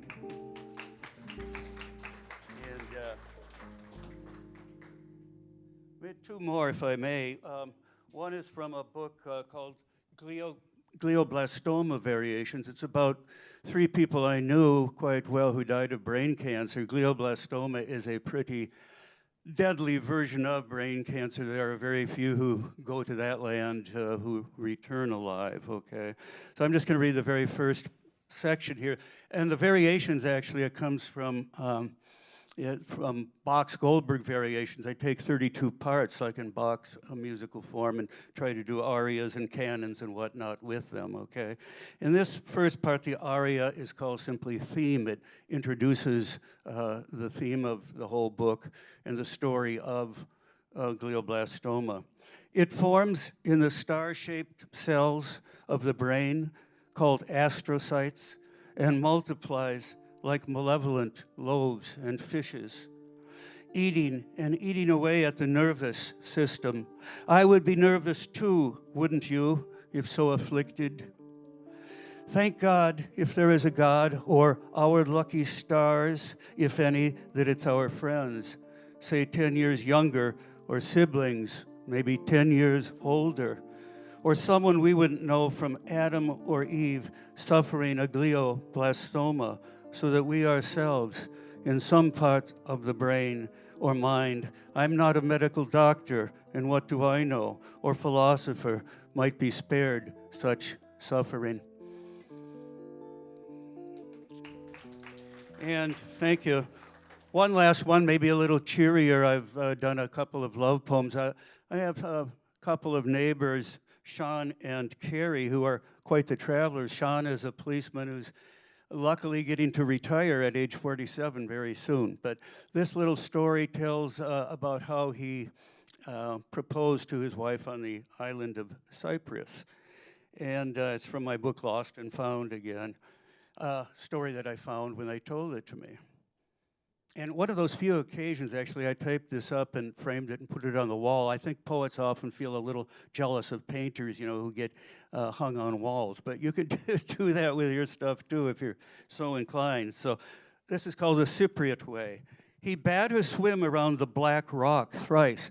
Now, this is Cyprus, where Aphrodite was supposed to have been born, okay? So this is a ritual which not just Sean, my neighbor, but others have asked their lovers to perform. He bade her swim around the black rock thrice, till she was bushed, beached, clasped in his arms, and then proposed. Aphrodite, he said, on his knees, will you marry me?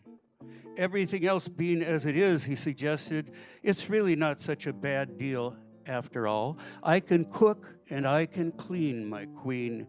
The American beauty swooned. He took her in his arms to the bridal suite. His Cypriot friends in the street below raised their wine glasses and shouted, huzzah, huzzah, huzzah. Thank you.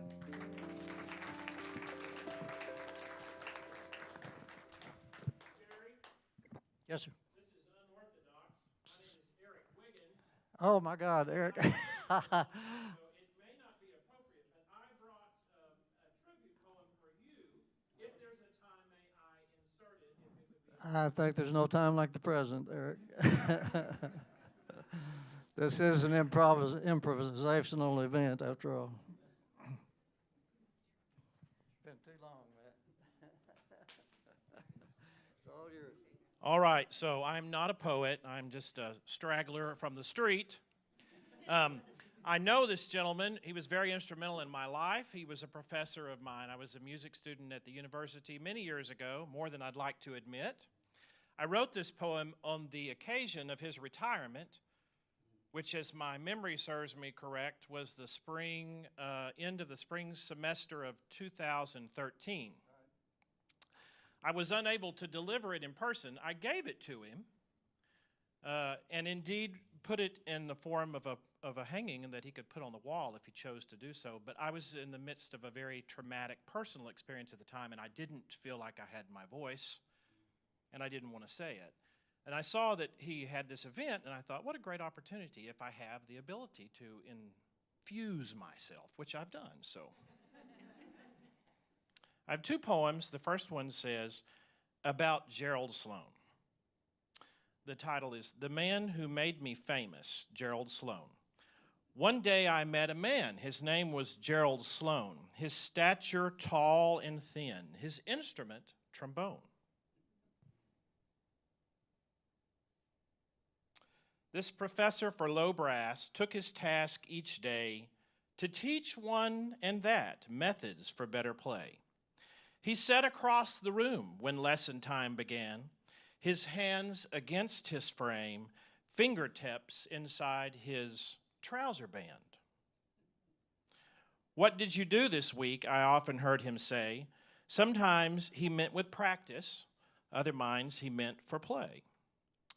Teaching was his game, but for me, that included your name. For time he took to know you, which meant much more than notes. To inspire a soul within, to craft a flame of love, technique and song alike, he sought to hear one sing.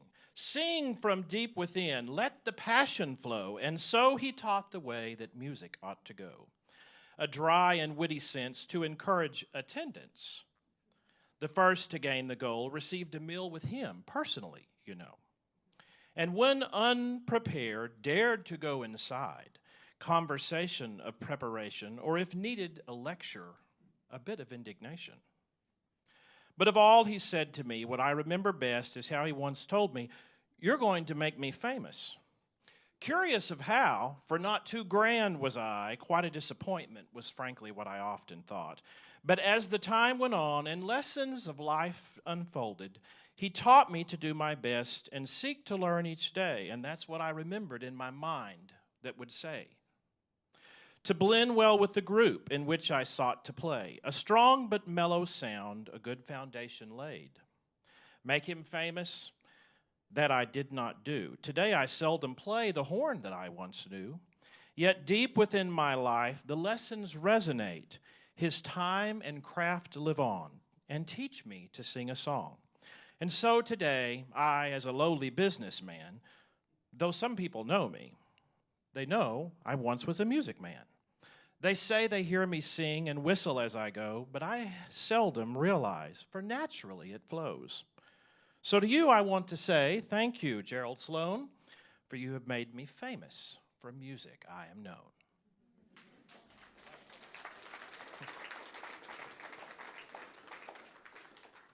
And I'm shaking, I'm nervous. I don't normally stand like this and speak in front of a group, so thank you for allowing me to interrupt. The second poem is called Restless Jazzy Days. I wrote it this morning for you. Sort of for you, for me, for all of us, anyway. It was what was in my spirit. The world is restless, and many don't perceive. It first made note to me many years ago. I woke with start, plain I saw, ships from far away, loaded down and landing. Immediate I knew what it said and meant. I cried for days and lamented. Turned to ancient text, I read and read again, calming were the words there for me I heard. Far beyond horizon, long before my days, the author of the pages had seen and known the ways. No promises without, the sober, yet peace was offered still. And today, though here I see it, I stand and know the deal. For those just catching wind of the restless seas of change, I note the seeming newness was foretold in early days. Dismiss it though some will, ignored by others still, undetected yet by others. Fret not, believer, don't worry, do not wring your hands. Look up, trust the corner stone, and he who holds the span. All time, all creation, the world and all within it, the times, the seasons are fearfully respected. You are safe in his hands. Pray this mighty tool can shake the world and kingdoms, change the heart of man, reset every plan. For the one who created is not bound by any kind of man. Scoff and spit and sputter, mock and scream and shout, even when appearing to vaunted walk about. To fleeting fools of vapor who trust only in what we see, rushing forth to falter in the foam of an endless sea, tired, the mindless wonder, looking though not to see, hearing without perceiving, boasting from a throat of a flea. Wake up, O sleeper, wrestle yourself, cajole. Salvation by fear and trembling, call upon his name, seek while he may be found. He won't always be patient. Perhaps before the sun sets, this one of which I say, better be ready, hurry, find the way. Rejoice when found and never forget. Restless wrestles round us, so do not be surprised. Nothing new can happen beneath the wizened skies.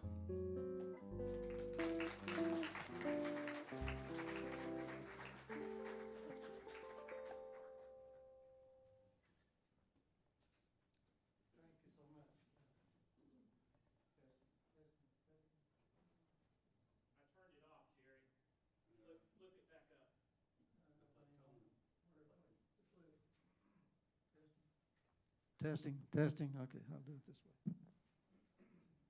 We're officially out of time. I appreciate the gesture, Eric, and I appreciate the poets that featured today. And let's have a hand for the musicians.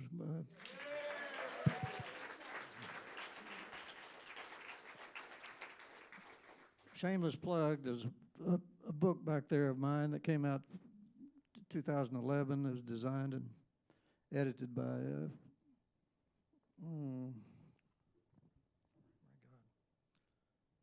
My friend, the French horn player. I'm blanking out. Liz Lester. Thank you so much.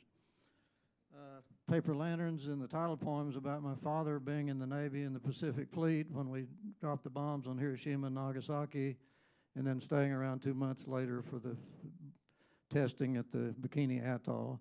It's kind of a grim topic, but the title poem, Paper Lanterns, and also I try to sign off with something a little more upbeat, and Eric probably is my prompt. I've got a poem here in a little jazz sequence that's published in the Journal of Jazz Studies at Rutgers University back in the 80s. And this one is for my jazz history class, if I can find it. Sorry.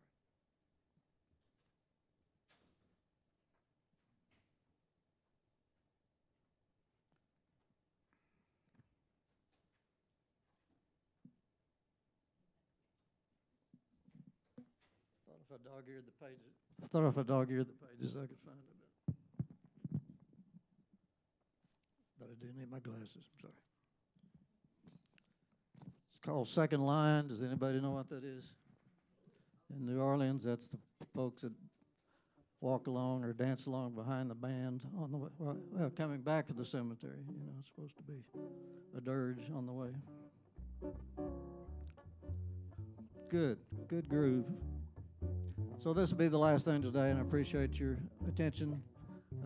And Lee Frieden, I especially appreciate your very patient assistance. Jazz, for my jazz history class, second line. Most people tiptoe through life so as to arrive at death safely, do arabesques on eggshells. For them, death has reserved a special place of honor, immaculately cushioned. Others step to a rougher beat, stomp off down cobbled streets toward the wrong end of the quarter, rambling behind the band. No one will reserve a place for them or eulogize their slaughter. It's like the cartoon short, Bambi versus Godzilla, this lopsided match between love and death. Stomp off anyhow. Learn to take time personally. Mess around with the beat. Start your inebriated chant. Feet don't fail me now. Feet don't fail me now. Feet don't fail me now. Feet don't fail me now. Feet don't fail me now. Feet don't fail me yet. Thank you.